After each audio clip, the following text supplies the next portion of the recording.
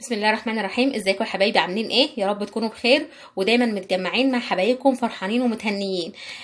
قبل اي حاجه احب اقول كلمه لكل الناس اللي بتشوف القناه بتاعتي لاول مره. لو لسه بتشوفني لاول مره يا ريت تعمل اشتراك للقناه وتفعل الجرس عشان يوصلك كل جديد. اما الناس اللي عندي فانا بحبكم كلكم كلكم، ودايما بستنى دعمكم وتشجيعكم ليا، فيا ريت ما تبخلوش عليا بدعمكم وتشجيعكم. اللايك يا جماعه بيفرق جامد جامد مع الفيديو، هو اللي بيرفع الفيديو بتاعي. اللايك والكومنت هو اللي بيرفع الفيديوهات وبيخليها توصل للناس والناس تشوفها. فارجوكم ما تبخلوش عليا بلايكاتكم وكومنتاتكم الجميله اللي دايما بتفرحني وبتسعدني وبتخليني دايما مستمره، ودايما بتهون عليا تعبي وبتهون عليا اي حاجه مش حلوه في حياتي. فيا ريت ما تبخلوش عليا بدعمكم ليا. واتمنى ان انتوا دايما لو في اي حاجه عايزينها تقولوا لي عليها ان شاء الله في الكومنتات. النهارده احنا هنعمل مع بعض الزبادي. طبعا كلنا بنحب الزبادي سواء كبير او صغير، وهي مفيده جدا جدا وكمان مريحه للمعده وبتريحنا كلنا. فمفيش بيت بيستغنى عن الزبادي، مفيش بيت بيستغنى عن الزبادي سواء الصغير او الكبير. فاحنا النهارده هنعمل الزبادي مع بعض. وصفة سهلة جدا، ما تعتبرش وصفة اصلا، مفيش اسهل ولا ابسط من كده بجد يعني. وحاجة احنا بنعملها في بيتنا بحب وبنظافة وباهتمام. مضمونة اصلا احنا عاملينها ازاي وجاية منين واللبن بتاعنا عامل ازاي. شايفين يا جماعة؟ ما شاء الله الزبادي زي الفل اهي، ما شاء الله اهي، ما شاء الله اهي. الزبادي ده تقريبا من نص كيلو تقريبا لبن، يعني او اكتر من نص كيلو شويه زي ما انتم شايفين اهو. ما شاء الله الزبادي زي الفل معايا بطريقه سهله جدا وبسيطه جدا جدا جدا. يلا مع بعض نشوف احنا عملنا الزبادي بتاعتنا دي ازاي. يلا بينا. اول حاجه بقى هنعملها ايه؟ انا عندي هنا كوبايه زبادي، طبعا اي نوع انتي بتفضليه، اي نوع انت بتفضليه بتستعمليه. وحطيت هنا يا دوب هما يعني ذره سكر واحده. هضيف بقى هنا كده الزبادي، مش هحط الكوبايه كلها طبعا، هحط نص. خلاص انا حطيت تقريبا نص كوبايه الزبادي اللي عندي، وهبتدي اعمل فيها كده بالمضرب السلك بتاعي لحد ما اخليها كريمي خالص. مهمه قوي يا جماعه الخطوه دي، لازم اخليها كريمي بالشكل ده اهو.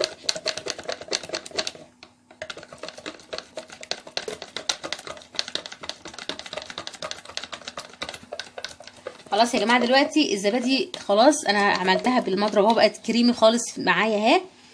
هبتدي بقى انزل كده بشويه لبن صغيرين خالص خالص على، طبعا اللبن ده انا غلياه يا جماعه، اللبن ده انا غلياه وسبته لما هدى شويه، يعني ايه يستحمل حراره الايد كده. يعني انا دلوقتي ماسكاها اهو اهو، هو كده انا كده مستحمله الحراره بتاعته. هو سخن بس انا مستحمله الحراره، يعني ما يبقاش بارد وما يبقاش سخن مولع، يبقى ما بين البنين. يعني ايديكي تستحمل الحراره بتاعته. انا ماسكاها اهو وايديا مستحمله الحراره بتاعه اللبن معايا اهو. ما يبقاش سخن قوي مولع بيغلي وما يبقاش بارد، يبقى بين البنين كده. انت تستحملي حراره اللبن اللي في ايدك. هحط بس نقطه يا دوب كده، حاجه بسيطه خالص هنا، تمام. وهرجع تاني برضو بالمضرب. شايفين بتبقى عامله معايا ازاي؟ شايفين؟ خلاص. وازود برضو شويه لبن تانيين، وبرضو هقلب كويس قوي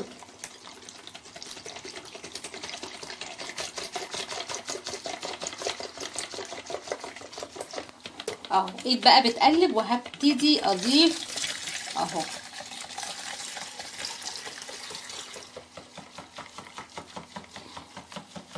ابتدي بقى اقلب كويس جدا جدا جدا اللبن بتاعي مع الخميره اللي هي معلقه الزبادي الكبيره، يعني نص كوبايه تقريبا من اي نوع انت بتفضلي، اي نوع.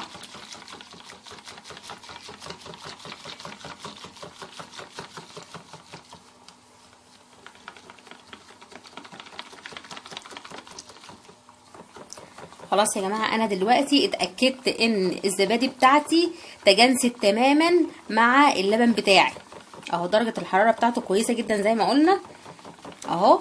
خلاص دلوقتي بقى جاهز عندي. هجيب صينيه. انا عندي الصينيه دي صينيه تيفال اتخربشت وباظت مني، فانا عاملاها للحاجات دي، بعمل فيها كريم كراميل، بعمل فيها الزبادي، بستخدمها في الحاجات دي. هبتدي كده بالراحه كده ومن فوق اصب كده اهو زي ما انتوا شايفين كده.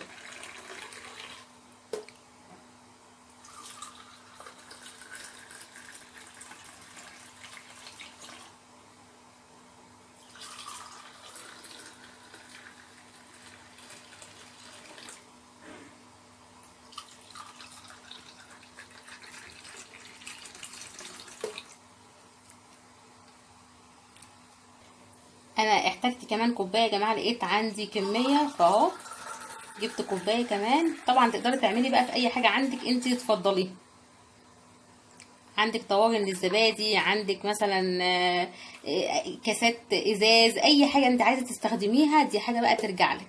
عايزه تجيبي كوبايات من بتاعه الزبادي اللي بتتباع عادي مفيش مشكله، دي حاجه ترجع لك انت. بعد كده بقى يا جماعه هعمل ايه؟ زي ما انتوا شايفين كده دلوقتي انا حطيتها اهو. هجيب بقى ميه سخنه من الكتل او من السخان زي ما هو متاح عندك. هجيب ميه سخنه وافضيها دلوقتي في الصينيه بتاعتي. خلاص يا جماعه هبتدي بقى احط انا دلوقتي ميه سخنه اهو في الصينيه بتاعتي. لو عندك استرتش من بتاع المطبخ تقدري تغطي الكوبايات باسترتش من بتاع المطبخ، انا ما عنديش، فهغطي بقى بفوطه نظيفه وهحطه في فرن البوتاجاز وهو مطفي عادي جدا. وان شاء الله بقى ده طبعا انا ببقى عاملاها بالليل قبل ما بنام، الصبح بلاقيها خلاص جهزت معايا لحد تاني يوم. دلوقتي بقى هنشوف مع بعض هي عامله ايه. اهو ما شاء الله، بسم الله ما شاء الله، شايفين ما شاء الله جميله قوي. كمان لسه كمان ما دخلتش التلاجة ما شاء الله اهي. اهي شايفين ما شاء الله اهي، نقطه ميه بس كده هتنزل منها اهي ما شاء الله زي الفل اهي. زبادي 100 واحنا عاملينها في بيتنا بلبن نظيف وحاجتنا نظيفة ومظبطين عليها ومروقين عليها. يعني انت كده ضامنه لولادك والاهل بيتك قيمة غذائية عالية جدا جدا جدا جدا. اتمنى تجربوها وان شاء الله تستنوني في وصفات تانية كتيرة كلها سهلة وبسيطة وعلى قد ايدينا. بس قبل اي حاجة شجعوني وادعموني دايما بلايكاتكم وكومنتاتكم، ولو في اي حاجة انتوا عايزينها مني يا ريت تسيبوها لي تحت في الكومنتات. وان شاء الله دايما مكملين مع بعض ومكملة بيكم وبتشجيعكم ليا، وبحبكم كلكم قوي قوي قوي قوي. يلا باي باي.